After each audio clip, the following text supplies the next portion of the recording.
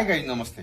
Samsung के जितने सारे एलईडी एलसीडी है उसमें बेसिक प्राइमरी लेवल का फॉल्ट फाइंडिंग और जो न्यू कमर टेक्नीशियन लोग हैं या फिर टेक्निकल इंडस्ट्री में जो लोग इंटरेस्ट रखते हैं उनके लिए मैं स्पेशल वीडियो बनवा रहा हूँ कि सैमसंग के प्राइमरी लेवल पे अब क्या प्रॉब्लम्स हो सकते हैं और वो वाला इशू किस तरह से हम लोग चेक करें उसके बारे में ये वीडियो है। ये है सैमसंग का 40 इंचेस एलईडी टीवी और इसमें प्राइमरी लेवल पे हम लोग अगर देख सकते हैं यहाँ पे 220 मतलब इंडिया के अंदर जो 220 वोल्ट पे 99% प्रोडक्ट काम करते हैं, ये यहाँ पे 220 सप्लाई इनपुट होता है यहाँ पे। इसके बाद ये 220 सप्लाई यहाँ पे आगे जाता है। अगर हम लोग यहाँ पे कंटिन्यूटी की बात करें तो यहाँ पे अगर आपको कंटिन्यूटी या शॉर्टिंग नहीं दिखाई दे रहा है तो इसका मतलब आपका प्राइमरी डिवीजन ओके है। Shorting means that's a shorting, ये हो गया शॉर्टिंग। अगर ये शॉर्टिंग दिखा रही है तो आपका प्राइमरी डिवीजन में कोई ना कोई पार्ट शॉर्ट है।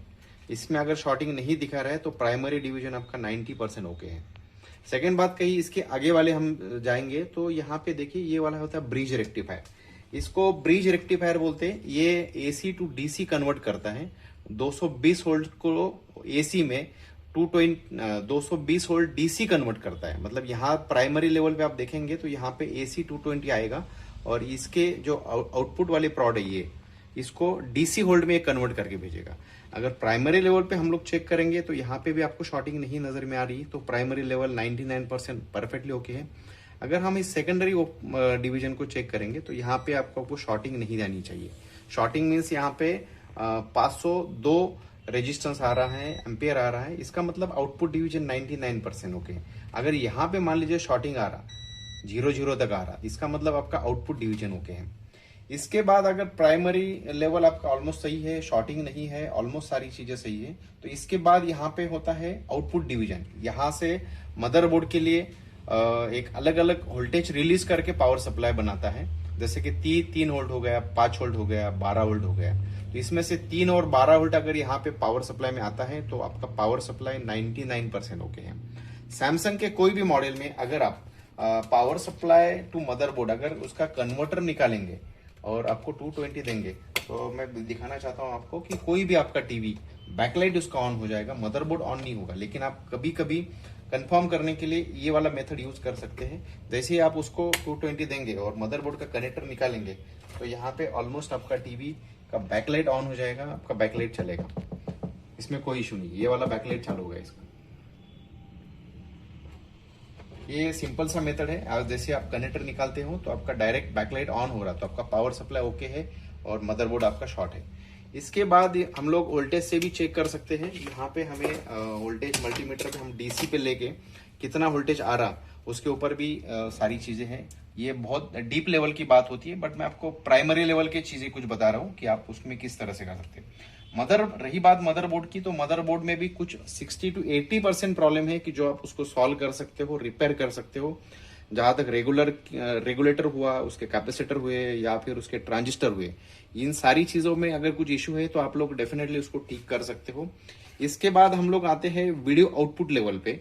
जो वीडियो आउटपुट मतलब टिकॉन बोर्ड का काम करता है, जिसको हम लोग कंट्रोल बोर्ड बोलते हैं, टिकॉन बोर्ड बोलते हैं, कुछ लोग उसको लॉजिक बोर्ड भी बोलते हैं। अगर हमें पैनल में इशू है या फिर हमारे टिकॉन बोर्ड में इशू है, अगर ये बात कंफर्म करनी है तो आप लोग कई बार ये वाला एक एलवीडीएस निकाल के आप चेक कर सकते हो। एलवीडीएस निकालने के बाद पिक्चर ऑलमोस्ट है ना, स्क्रीन पे आधी पिक्चर आनी चाहिए। अगर आधी पिक्चर एलवीडीएस निकालने के बाद परफेक्टली आ रही है तो इसका मतलब आपका पैनल में शॉर्टिंग है, आपका टिकॉन बोर्ड बिल्कुल सही है, कुछ भी इशू नहीं है उसमें।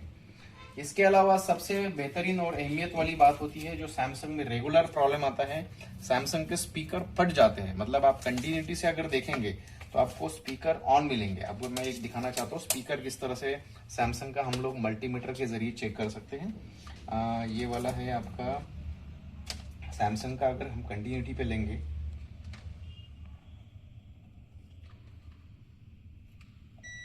ये मतलब आपका स्पीकर सही है। अगर आपका रेजिस्टेंस आ रहा कुछ ना कुछ तो इसका मतलब आपका स्पीकर ओके है।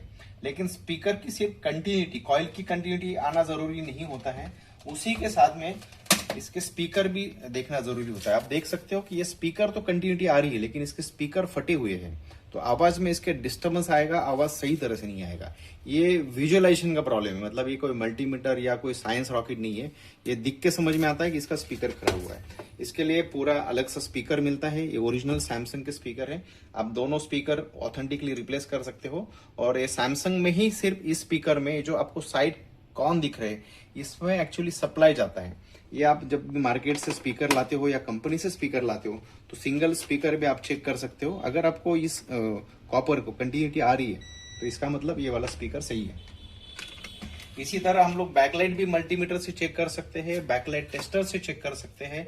इसके अलावा बहुत सारे बेसिक प्रॉब्लम्स आते हैं सैमसंग में जो आपको बहुत इजीली टिप्स मिल जाएंगी। हमारा नीचे दिए गया नंबर है, टोल फ्री नंबर, उस नंबर पे आप सैमसंग का पावर सप्लाई हो, चाहे मदरबोर्ड हो या चाहे टिकॉन बोर्ड हो, या फिर आपको एलईडी चाहिए, या फिर ये सैमसंग टीवी का कोई बैकलाइट चाहिए, तो आप लोग हमें नीचे दिए गए टोल फ्री नंबर पे डेफिनेटली कांटेक्ट कर सकते हो। सैमसंग, एलजी, सोनी के जितने सारे ऑथेंटिक स्पेयर पार्ट है, प्रोजेक्टर से लेके टेलीविजन तक, स्पेयर पार्ट से लेके अल्ट्रेशन तक, और फॉल्ट फाइंडिंग से लेके कुछ उसके एसेसरीज तक, कुछ भी अगर चाहिए तो आप लोग हमें पुणे पीसीएमसी में या ओवरऑल इंडिया पे नीचे दिए गए टोल फ्री नंबर पे डेफिनेटली कांटेक्ट कर सकते हो। स्पेयर पार्ट से लेके अल्ट्रेशन तक और उसके उसके एसेसरीज से लेके उसके न्यू या सेकेंड हैंड प्रोडक्ट तक, one stop solution. Thank you so much guys.